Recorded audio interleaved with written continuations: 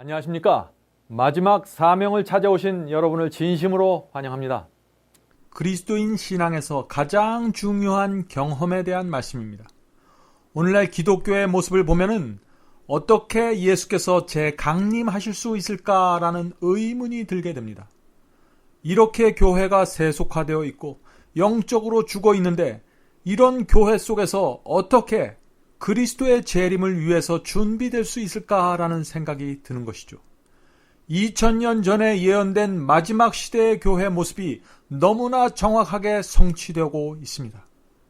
자, 계시록 3장에 나타나 있는 말세의 교회 모습을 한번 살펴볼까요? 요한계시록 3장 15절부터 17절입니다. 요한계시록 3장 15절부터 17절. 내가 내 행위를 아노니. 지금 예수께서 우리의 행위를 아신다고 했습니다. 내가 내 행위를 아노니 내가 차지도 아니하고 덥지도 아니하도다. 내가 차든지 덥든지 하기를 원하노라. 내가 이같이 미지근하여 덥지도 아니하고 차지도 아니하니 내 입에서 너를 토하여 내치리라. 예수께서 마지막 시대의 교회의 모습이 얼마나 역겨웠으면 토해 내치겠다고 말씀하셨을까요? 계속해서 읽어보겠습니다. 내가 말하기를 나는 부자라 부요하여 부족한 것이 없다 하나 네 곤고한 것과 가련한 것과 가난한 것과 눈먼 것과 벌거벗은 것을 알지 못하도다. 지금 이 모습이 어떤 모습입니까? 영적으로 가난해서 가진 것이 하나도 없는데 나는 부자라 부요하다고 생각하고 있는 것입니다. 영적 눈이 멀어서 자기의 모습을 보지 못하고 또 내가 다니는 그 교회의 모습도 보지 못하는데 본인은 눈을 떠서 보고 있다고 지금 생각하고 있는 것입니다. 또 의의 옷을 벌거벗고 있는데 나는 그리스도의 의의 옷을 입고 있다고 생각하는 것입니다. 자, 이것이 무슨 말일까요? 구원을 잃어버렸는데 나는 구원받았다라는 확신을 갖고 있다는 말입니다. 자, 이런 상황을 우리가 어떻게 이해해야 할까요? 눈이 한쪽만 있는 사람들이 사는 동네가 있다고 합시다. 그런 동네에 두 눈을 뜨고 있는 사람이 가면 어떻게 될까요? 두 눈을 뜨고 있는 사람이 비정상이 됩니다. 또 다른 사람들이 모두 옷을 벗고 있는데 나 혼자만 옷을 입고 있으면 어떻게 될까요? 옷을 입고 있는 사람이 오히려 이상한 사람처럼 보이게 될 것입니다. 지금 마지막 시대 교회 안에 이런 일이 일어난 것입니다. 온 마음을 다해서 하나님을 사랑하고 그분의 말씀에 충성하는 사람들의 숫자가 너무나 적기 때문에 이런 상황이 벌어지고 있는 것이죠. 그래서 하나님의 말씀을 붙잡고 살아가는 그리스도인은 오늘날 교회 안에서 외로움을 느끼게 되는 것입니다. 교회마다 사람들이 가득 차 있지만 그 속에서 신앙적인 외로움을 느끼면서 사는 것이 마지막 시대 성도들의 운명이 되는 것입니다. 사랑하는 성도 여러분, 여러분들은 오늘날 기독교회가 라오디게아 교회의 그 깊은 영적 죽음에서 방황하고 있다는 사실에 동의하실 것입니다. 여러분들이 아시는 것처럼 온갖 문제가 지금 교회 안에서 일어나고 있습니다. 그래서 요한계시록 18장에는 그 마지막 시대의 교회의 모습을 이렇게 말하고 있는 것입니다. 계시록 18장 2절입니다. 귀신의 처소와 각종 더러운 영에 모이는 곳과 각종 더럽고 가증한 새의 모이는 것이 되었도다. 뜻은 미지근한 교회입니다. 예수께서 토해 내치고 싶은 교회입니다. 또 귀신의 처소와 각종 더러운 영들까지 모여 있다고 했습니다. 그런데 그 속에서 기적이 일어나는 것입니다. 놀라운 사실은 이렇게 죽어있는 교회 속에서 하나님께서 거룩한 성도들을 만들어 내신다는 약속이 성경에 있다는 것입니다. 그 약속이 어디에 있을까요? 요한계시록 3장 18절에 있습니다. 계시록 3장 18절입니다.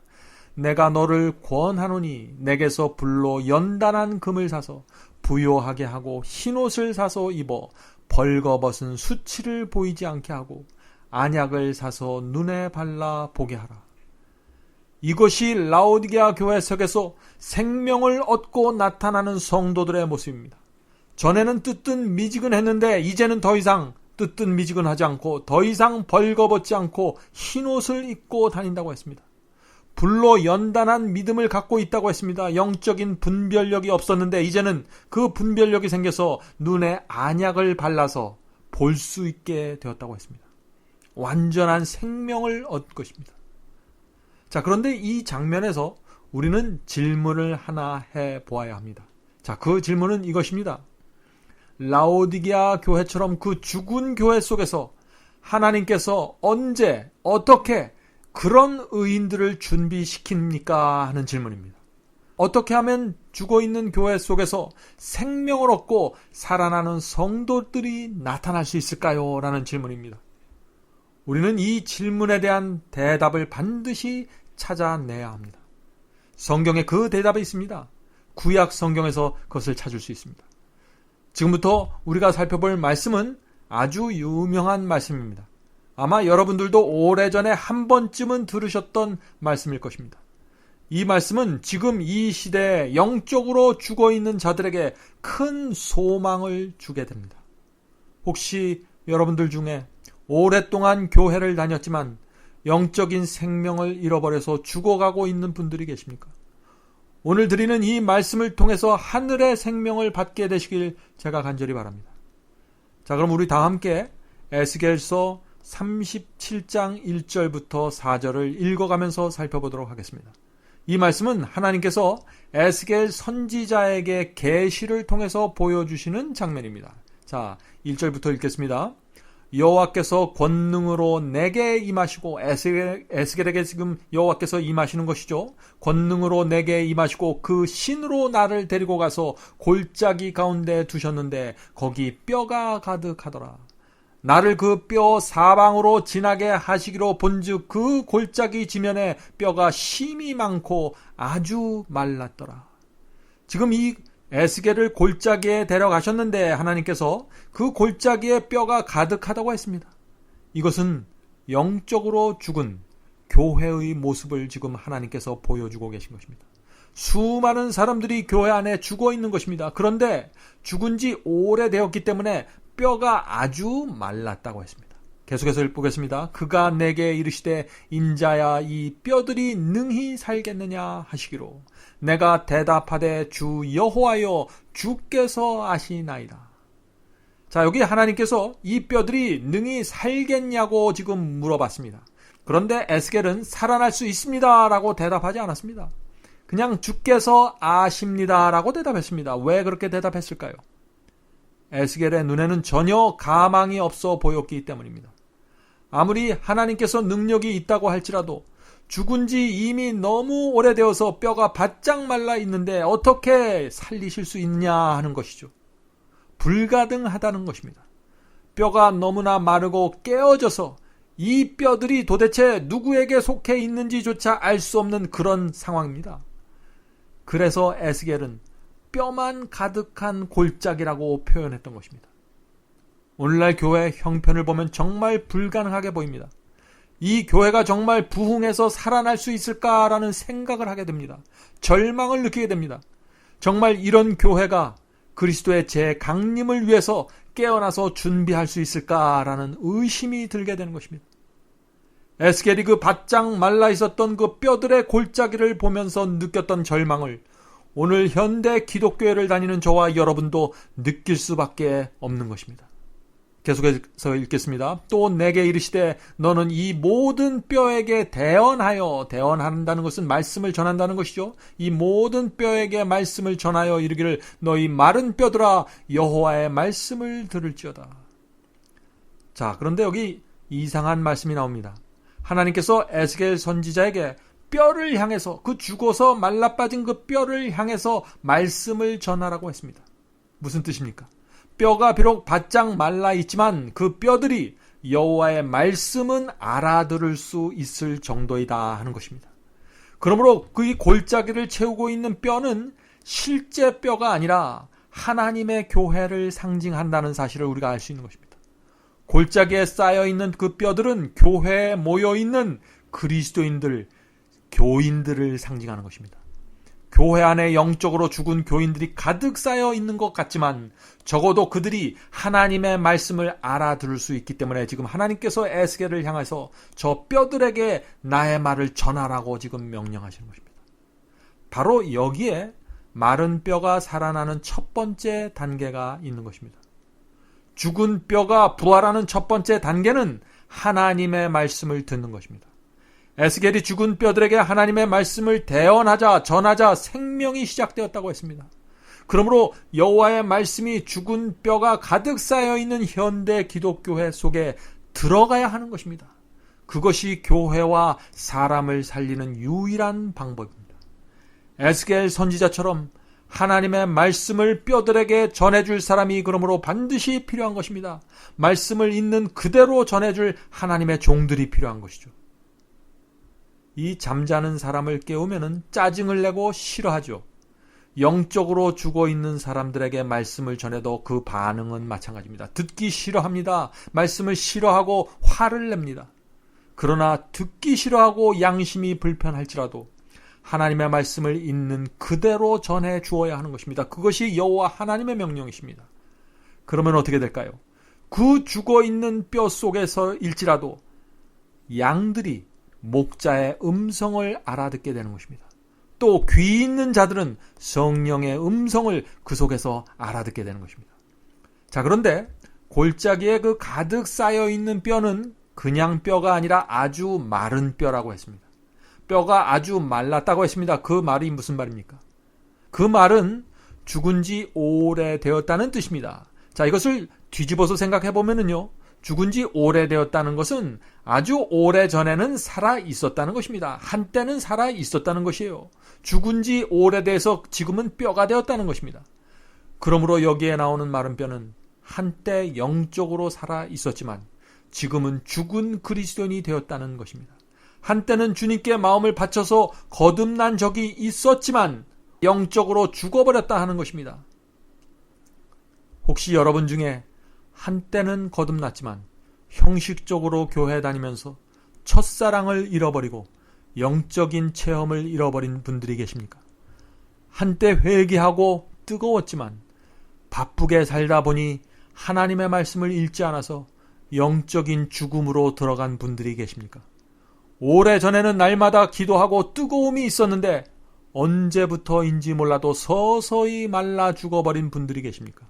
오래전에는 말씀을 펴놓고 연구하면 성령께서 가슴 깊숙한 곳까지 진리를 새겨주셨는데 언제부터인지 진리에 대한 충성이 사라져버렸고 영혼이 메말라 버렸습니까? 그렇다면 그런 분들은 지금 마른 뼈가 된 것입니다. 오래전에는 시험과 유혹이 올 때 투쟁하고 기도하면서 성령의 음성에 굴복하려고 애를 썼는데 언제부터인지 투쟁을 포기하고 그저 되는 대로 살고 계십니까? 한때는 말씀에 순종하는 신앙을 가졌었는데 언제부터인지 자신도 모르는 사이에 시험이 오면 힘없이 쓰러지는 라오디게아 교인이 되어버리고 말았습니까? 영적인 영양 공급이 되지 않아서 근육이 사라지고 핏줄이 말라가고 앙상하게 바짝 마른 뼈만 지금 남게 된 것입니다.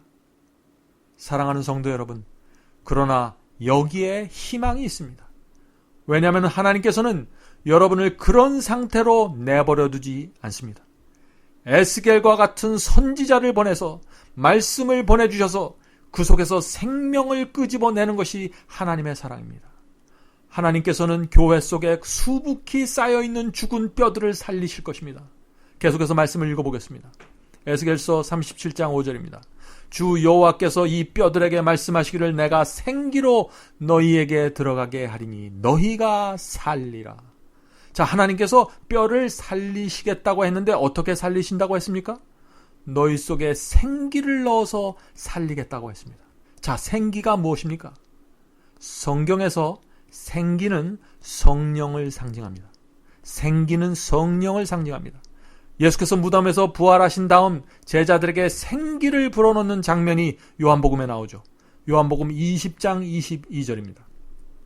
저희를 향하사 숨을 내쉬며 가라사대 성령을 받으라.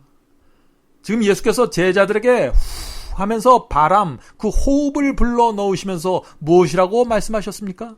성령을 받으라고 하셨습니다. 그러므로 생기는 성령입니다. 성령은 우리가 만들어내는 것이 아닙니다. 하나님께로부터 나와야 합니다. 예수님께로부터 나와야 합니다. 성령은 우리가 억지로 짜낼 수 있는 것이 아닙니다. 격정적으로 우리가 찬양하고 통성기도하면서 울부짖는다고 해도 그것은 우리가 만들어낼 수 있는 것이 아닙니다. 왜냐하면 성령께서 우리를 부리는 것이지 우리가 성령을 마음대로 부리는 것이 아니기 때문에 그런 것입니다. 성령은 반드시 위로부터 임하는 것입니다. 그래서 성경은 성령의 역사를 가리키면서 이른 비와 늦은 비로 설명하는 것입니다. 비가 하늘에서 내려오는 것처럼, 비가 저 위에서부터 내려오는 것처럼 성령도 위로부터 내려오는 구원의 역사라는 사실입니다. 자, 계속해서 마른 뼈에 어떤 변화가 일어나는지 한번 살펴보겠습니다. 6절입니다. 6절. 너희 속에 힘줄을 두고 살을 입히고 가죽으로 덮고 너희 속에 생기를 두리니 너희가 살리라. 또 나를 여호와인 줄 알리라 하셨다 하라. 자, 이 말씀이 무슨 뜻입니까? 마른 뼈가 소생하는 그 순서와 방법을 지금 말하고 있는 것입니다. 뼈들에게 하나님의 말씀이 전해지면서 어떤 변화가 생겼나요? 힘줄이 생겼습니다. 살과 가죽이 생기게 되었습니다. 말씀을 받아들이는 것은 마른 뼈가 살아나는 첫 번째 경험이라고 했죠. 왜 말씀이 생명으로 가는 첫 번째 단계가 될까요? 왜냐하면 우리의 경험은 말씀을 따라가기 때문에 그런 것입니다. 진리의 씨앗을 마음에 심어야 마음속에서 진리의 열매가 맺히게 되는 것입니다. 팥을 심어놓고 콩을 기대할 수 없는 것처럼 거짓 복음과 잘못된 교리를 마음에 심어놓으면요, 그 속에서 구원의 열매가 맺힐 수 없는 것입니다. 그런 열매를 기대할 수가 없는 것입니다. 오늘날 많은 사람들이 변화되지 않는 이유가 바로 여기에 있는 것입니다.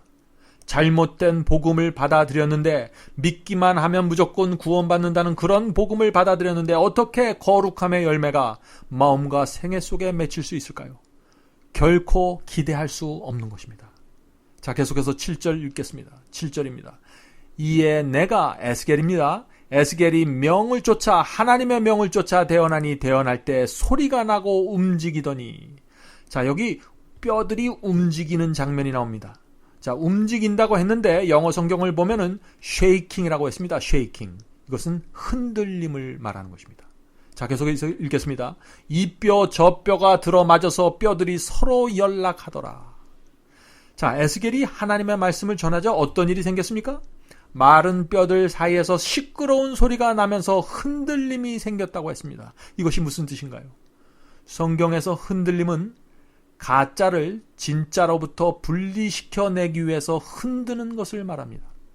성경에는 이 알곡을 골라내는 두 가지 방법을 가르치고 있는데, 하나는 체질이고 다른 하나는 흔들림입니다. 알곡과 쭉정이가 섞여 있기 때문에 그것들을 심하게 흔들어서 쭉정이들을 알곡들로부터 분리시켜 떨어내게 하는 것이 바로 흔들림과 체질이다 하는 것이에요. 그것이 쉐이킹이죠. 영적으로 죽어 있어서 꼼짝도 하지 않는 뼈들을 어떻게 흔들 수 있을까요? 하나님의 말씀으로 충격을 줘야 됩니다. 그렇게 충격을 주면은 산더미처럼 쌓여있는 그 마른 뼈들이 흔들리게 되는 것입니다. 자, 하나님의 말씀이 가면은 그 죽어있는 마른 뼈들이 왜 흔들리게 될까요? 이것은 굉장히 중요한 질문이죠. 마른 뼈들 사이에서 흔들림이 생기는 이유는 하나님의 말씀을 받아들이는 사람과 그 말씀을 거절하는 사람들이 서로 부딪히고 충돌하기 때문에 생기는 움직임입니다. 구약시대 에스겔이 그 말씀을 전한 그 죽은 교회, 그 교회가 어떤 교회입니까? 바벨론의 포로로 잡혀갔던 이스라엘 교회였습니다. 그들이 비록 예배드리고 하나님을 믿는다고 말했지만 그들은 바벨론 속에서 바벨론의 영향을 받아들여서 영적으로 죽어있는 마른 뼈들이 된 것입니다. 물론 그 중에는 다니엘과 세 친구와 같은 충성스러운 성도들도 있었지만 대부분은 바벨론이 주는 그 강력한 영향력 아래서 죽어가고 마른 뼈가 된 지 오래된 사람들이었습니다. 그런 이스라엘을 향해서 지금 하나님께서 에스겔을 향하여 하나님의 말씀을 전하라고 명령하신 것입니다. 그래서 이 에스겔이 하나님의 말씀을 받아서 그대로 전하자 무슨 일이 생겼습니까? 심하게 소리가 나면서 흔들림이 생긴 것입니다. 왜요? 말씀을 받아들이는 자와 말씀을 무시하고 거절하는 사람들로 나누어지게 되는 소리들입니다. 항상 하나님의 말씀이 나가면 흔들림이 생기면서 알곡과 가라지가 분리되는 일들이 생기게 되는 것입니다. 말씀을 받아들이고 그 말씀에 순종하고 충성하는 뼈들은 움직이기 시작하는 것입니다. 그들의 삶 속에 개혁이 생기기 시작하는 것입니다. 그리고 어떻게 된다고 했습니까? 이 뼈 저 뼈가 들어맞아서 뼈들이 서로 연락하더라. 뼈들이 이렇게 저렇게 다 들어맞아서 지금 형체를 이루어가는 것입니다. 말씀에 붙잡힌 뼈와 뼈들이 서로 짝을 맞추면서 세워지게 된다는 것입니다. 한 가지 여기서 우리가 생각해 볼 것이 있습니다. 말씀이 없으면 도무지 어울릴 수 없는 사람들이 말씀 안에서 하나로 연합하는 일들이 생기게 되는 것입니다. 말씀이 전파될 때 말이죠. 말씀을 붙잡은 뼈는 같은 마음과 같은 뜻을 가진 그 뼈를 만나서 짝을 맞추어지게 됩니다. 같은 신앙을 가진 사람끼리 연합하게 되는 것이에요. 그래서 교회 안에 흔들림이 생기면, 말씀이 들어가서 그 흔들림이 생기면 알곡은 알곡대로 연합하고 가라지는 가라지대로 연합하게 되는 것입니다. 영적으로 같은 속성을 가진 사람들끼리 연결되고 마음이 통하게 되는 것입니다. 혹시 여러분들도 그런 경험을 하지 않으셨습니까? 세속적인 사람들은 어떻게 됩니까? 세속적인 사람들끼리 모이고 그들끼리 좋아하게 되는 것입니다. 그러나 하나님의 말씀을 사모하는 사람들은 또 그런 사람들끼리 모이기를 좋아하게 되고 그런 사람들끼리 예배드리기를 좋아하게 되는 것이죠. 자연스러운 현상입니다. 이것이 바로 말씀이 전파될 때 흔들림이 생기고 그 결과로서 생기는 분리 현상입니다. 이것은 눈에 보이는 분리 현상이 아닙니다. 이것은 영적으로 성령에 의해서 나누어지는 분리 현상입니다. 자, 8절 읽겠습니다. 내가 또 보니 그 뼈에 힘줄이 생기고 살이 오르며 그 위에 가죽이 덮이나 그 속에 생기는 없더라. 말씀을 받아들여서 뼈에 힘줄이 생기고 살이 오르고 가죽이 덮으면서 사람의 모습을 갖추게 되었습니다. 겉으로 볼 때는 그럴듯한 사람의 모습을 하고 있습니다. 그러나 그 속에 무엇이 없다고 했습니까? 그 속에 생기가 없다고 했습니다.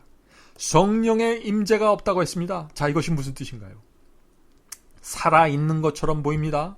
눈도 있고 코도 있고 말하고 기도하고 예배드립니다. 그런데 생기가, 성령의 임재가 그 속에 없다는 것입니다. 골짜기에 있는 수많은 뼈들이 살아나서 일어났습니다. 형체를 갖췄습니다. 그런데 하나님께서 원하시는 사람이 아직 아닙니다. 이것저것 고치고 개혁했지만 아직 하나님께서 원하시는 그런 사람이 아니라는 것입니다. 왜 그럴까요? 아직 그들 안에 생기, 성령이 없기 때문입니다. 사랑하는 성도 여러분, 바로 이것이 라오디게아 교회 사람들의 형편입니다. 우리에게 성경이 있습니다. 말씀이 있습니다. 겉으로 볼 때는 예의도 있고 멀쩡해 보입니다. 기도하고 찬양하고 설교합니다. 그런데 그 속에 성령이 없습니다. 하나님의 눈에는 그래서 아직 죽어 있는데 라오디게아 교회 사람들은 살았다고 착각하는 것입니다. 왜요? 내가 말씀을 갖고 있기 때문에. 나는 부자라 부요해서 부족한 것이 없다고 말하는 것입니다. 나는 곤고하지 않고 가련하지 않습니다. 눈멀지도 않았고 벌거벗지도 않았습니다. 라고 말하게 되는 것입니다. 착각하게 되는 것이죠. 사랑하는 성도 여러분, 말씀을 알고 있다고 해서 하나님의 사람이 되는 것이 아닙니다. 교리를 조금 안다고 해서 살아있다는 증거는 아닙니다. 이것저것 조금 개혁했다고 해서 살아있는 사람이 되는 것은 아닙니다. 우리 속에 성령께서 살아 계셔야 드디어 생명이 있게 되는 것입니다. 자, 9절 말씀 읽어보죠. 또 내게 이르시되 인자야 너는 생기를 향하여 대언하라. 생기에게 대언하여 이르기를 주 여호와의 말씀에 생기야 사방으로부터 와서 이 사망당한 자들에게 불어서 살게 하라 하셨다 하라. 자, 이 장면이 어떤 장면입니까? 하나님께서 지금 성령에게 명령하시는 장면입니다. 골짜기를 채우고 있는 이 죽은 자들에게 성령이 바람처럼 불어와서 이들을 살게 하라고 지금 하나님께서 명령하시는 것입니다. 여기에 나오는 죽은 자들, 즉 사망당한 자들이 누구입니까? 뼈가 잘 맞추어지고 그 위에 살과 힘줄과 가죽이 붙어있는 그럴듯하게 보이는 사람들을 뜻하는 것입니다. 오장육부가 있고 모든 것을 갖춘 것처럼 보이는 사람들입니다. 그러나 하나님께서 그들을 아직 사망당한 자라고 부르시는 것입니다. 죽은 자들이라는 뜻이죠. 왜 그럴까요? 아직 성령의 바람이 그들에게 불지 않았다는 것입니다. 생기가 그들 속에 아직 들어가지 않았다는 것이죠. 그래서 에스겔이 하나님의 명령에 의지해서 간절하게 성령을 초청하고 있는 것입니다. 주 여호와의 말씀에 생기야 사방에서부터 와서 이 사망당한 자들에게 불어서 살게 하라. 이 말씀이 어떤 말씀입니까? 성령이여 부디 이 교회 속에 들어오셔서 교회를 살려주시옵소서.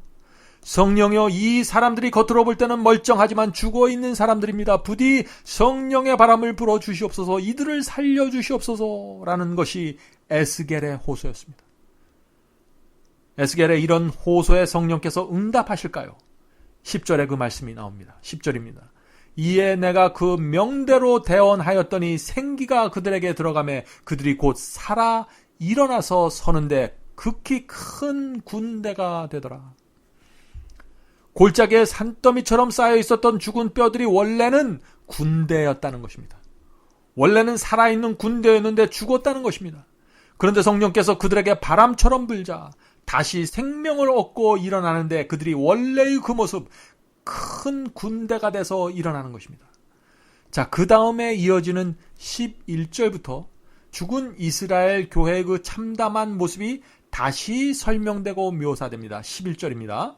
또 내게 이르시되 인자야 이 뼈들은 이스라엘 온 족속이라 그들이 이르기를 우리의 뼈들이 말랐고 우리의 소망이 없어졌으니 우리는 다 멸절되었다 하느니라. 자, 이 말씀이 무슨 뜻입니까? 지금은 성령을 받고 살아있지만 전에는 우리도 소망이 없었고 모두 멸절되었었다고 말하는 것입니다.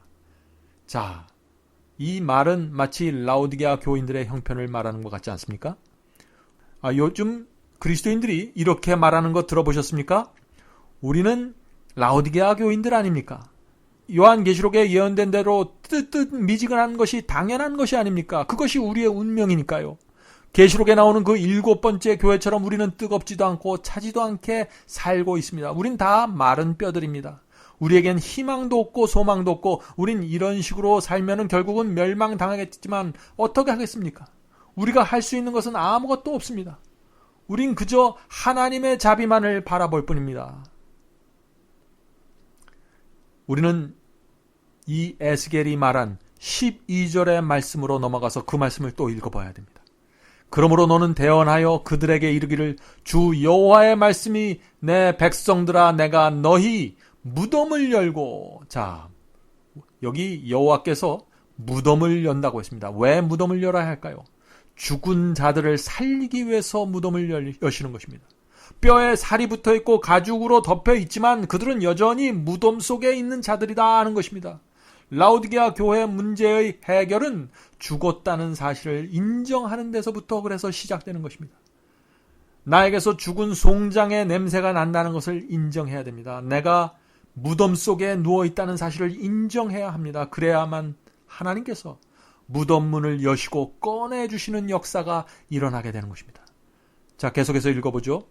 내가 너희 무덤을 열고 너희로 거기서 나오게 하여 이스라엘 땅으로 들어가게 하리라. 하나님께서는 말씀으로 하늘의 별을 다시고 말씀으로 땅을 지으신 분이십니다.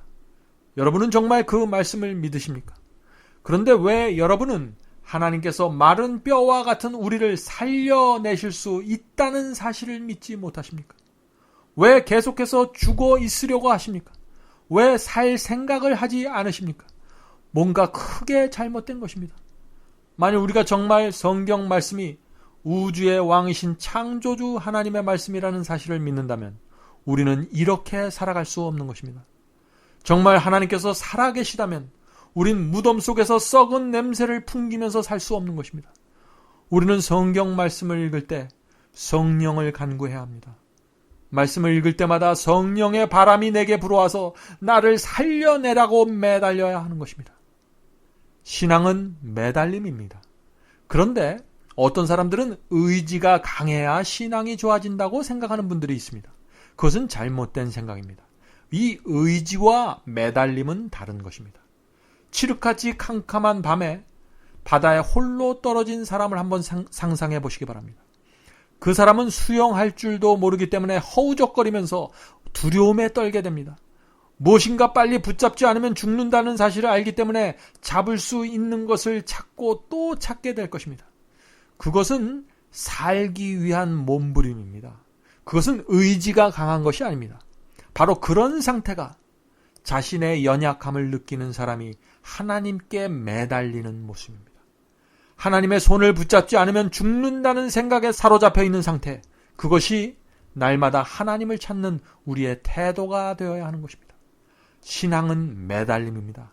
신앙은 의지가 아닙니다. 그런 믿음으로 살아가는 사람은 승리하는 생애를 살게 되는 것입니다. 하나님께서 그의 손을 붙잡고 인도해 주실 수 있는 것입니다. 에스겔서 37장 13절을 읽겠습니다. 내 백성들아, 내가 무덤을 열고 너희로 거기서 나오게 한즉 너희가 나를 여호와인 줄 알리라. 사랑하는 성도 여러분, 여호와 하나님은 살아계십니다. 그래서 우리가 살려달라고 외치면 하나님께서 오셔서 무덤을 열고 우리를 구원해 주실 수 있는 것입니다. 우리를 세 속에서 건져주시고, 잘못된 사고 방식에서 구해주시고, 잘못된 복음과 교리 속에서 건져주시고, 돈을 사랑하고 돈에 매달리는 정신에서 구해주실 것입니다. 죄를 사랑하는 마음에서 구해주시고 이기심에서 구해주실 것입니다. 그것이 하나님께서 우리 속에 생기를 불어넣는 경험이 되는 것입니다. 여기 에스겔서 37장에 나오는 이 마른 뼈들은 죽어있는 교회를 상징한다고 했습니다. 죽은 뼈들이 교회 안에 가득 차 있는 모습을 지금 말하고 있는 것입니다. 그런데 하나님의 말씀이 그 죽은 뼈들에게 전해지자 어떻게 됐나요? 뼈들이 움직이면서 살이 붙고 근육이 생겨서 군대처럼 큰 무리가 생겼다고 했습니다. 남들이 인정하는 큰 교회에 다닐지라도 무덤 속에 마른 뼈로 누워있는 죽은 상태일 수 있는 것입니다. 물론 겉으로 보기에는 신사숙녀처럼 단정해 보일 수 있습니다. 그러나 그 속에 생기가 없을 수 있는 것입니다. 성령이 빠져 있을 수 있는 것입니다. 그래서 하나님을 믿는 사람들이 교회 가득 모여 있을지라도 하나로 연합해서 군대처럼 움직이지 못하고 있는 것이 바로 여기에 있는 것입니다. 영적인 오합지졸에 불과한 것이죠. 그래서 교회가 있지만 그 속에서 하나님의 영광이 드러나지 못하고 있는 것이 오늘날 우리의 형편이 아닙니까? 죽은 뼈들이라는 사실이 우리가 어떻게 알 수 있을까요? 순종과 헌신과 희생을 이야기하면 귀를 막고 돌아서게 됩니다.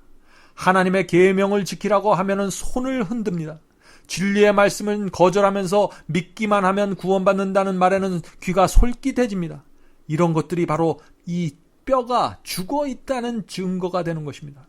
한번 예수를 영접하고 교회 나오면 결코 구원을 잃어버릴 수 없다는 그 거짓말에는 크게 화답하고 아멘이라고 하죠. 무엇입니까? 마른 뼈라는 증거입니다. 아직 생기가 그 속에 없기 때문에 성경 말씀을 있는 그대로 받아들이지 못하는 것입니다. 성령의 바람이 그 속으로 들어가지 못했기 때문에 하나님의 말씀과 계명이 무거운 멍에처럼 느껴지기 때문에 자꾸 거절하게 되는 것입니다. 사랑하는 성도 여러분, 우리가 정말 성령을 받는다면 우리는 날마다 새로운 생명을 받게 될 것입니다. 유혹을 저항하고 죄를 거절하게 될 것입니다. 가난하고 어려운 자들을 불쌍한 눈으로 바라보면서 그들에게 다가가게 될 것입니다. 내가 가진 재물을 죽은 자들을 위하여 하나님의 말씀을 전하는 데 사용하게 될 것입니다. 구약시대에 에스겔에게 물으셨던 그 질문을 하나님께서 지금 우리에게도 묻고 계십니다. 지금 이 기독교회를 채우고 있는 마른 뼈들이 살겠느냐라고 묻고 계십니다. 여러분은 어떻게 대답하시겠습니까? 아마 에스겔처럼 대답하시겠죠. 주여, 제 눈에는 희망이 없어 보입니다. 그러나 하나님께서 그렇게 대답하는 우리에게 다시 명령하시는 것입니다. 옛날에 에스겔에게 하셨던 그 명령을 우리에게 주고 계십니다. 그 명령은 이것입니다. 지금 너희 눈에는 전혀 가망이 없어 보이지만 포기하지 말고 마른 뼈들에게 말씀을 주어라. 비록 그들이 죽은 뼈처럼 보이지만 들을 귀는 가지고 있단다. 그들이 아직 하나님의 군대처럼 질서정연하게 움직이지는 못하지만 말씀을 들을 수 있는 능력은 있으니 말씀을 전해다오. 기회가 되는 대로 진리를 전해다오. 그렇게 하면은 그 중에서 말씀을 받아들이는 자들이 생기게 될 것이다. 그러면 흔들림을 통해서 가라지와 쭉정이들로부터 이 알곡들이 분리되어 나올 것이다. 말씀에 순종하면서 마른 뼈에 살이 붙게 되고 근육과 피부가 생기게 되어 사람처럼 보이게 될 것이지만 아직 생기는 없단다. 사람처럼 보이지만 아직 살아있지는 않은 것이다. 그때 내가 성령의 바람을 그들에게 불어갈 것이다. 성령께서 그들 속에 들어가서 호소하고 교육시킬 것이다. 그들에게 생명을 줄 것이다. 그들은 드디어 온 마음과 생애를 하나님께 바치는 그러한 경험 속으로 나가게 될 것이다. 그들이 두 주인을 더 이상 섬기지 않을 것이다. 성령을 통해서 그들에게 열매가 맺히게 될 터인데 하나님께서 그들을 추수하여 하늘 창고로 거두어 들이게 될 것이다. 이것이 바로 성령께서 알곡들을 추수하는 방법이다. 이 세상의 복음 전파는 성령으로 맞춰지게 될 것이다. 사랑하는 성도 여러분, 이것이 바로 하나님께서 죽어있는 뼈를 살리셔서 하늘 창고로 거두어 드리는 방법이 되는 것입니다. 이것이 바로 에스겔 37장에 나오는 마른 뼈 이야기입니다. 교리만 갖고는 안 됩니다. 하늘로부터 살아있는 생명과 복음을 받아야 합니다. 그래야만 우리의 동기가 순수해지고 우리의 생애의 목적이 정결해지게 됩니다. 우리가 살아있는 분명한 이유가 바로 그때부터 생기게 되는 것입니다. 깨끗한 마음을 가질 수 있게 되고 하나님의 마음과 합해져서 의를 행할 수 있게 되는 사람들이 되는 것입니다. 하나님의 뜻을 행할 수 있게 되는 것이죠. 하나님의 계명을 지키면서 살아갈 수 있게 되는 것입니다. 그런 사람들이 마지막 시대 하나님께서 사용하시는 큰 군대가 될 것입니다. 하나님의 영의 역사가 우리 모두에게 이루어지기를 간절히 기도드립니다. 그럼 다음 시간에 뵙겠습니다. 안녕히 계십시오.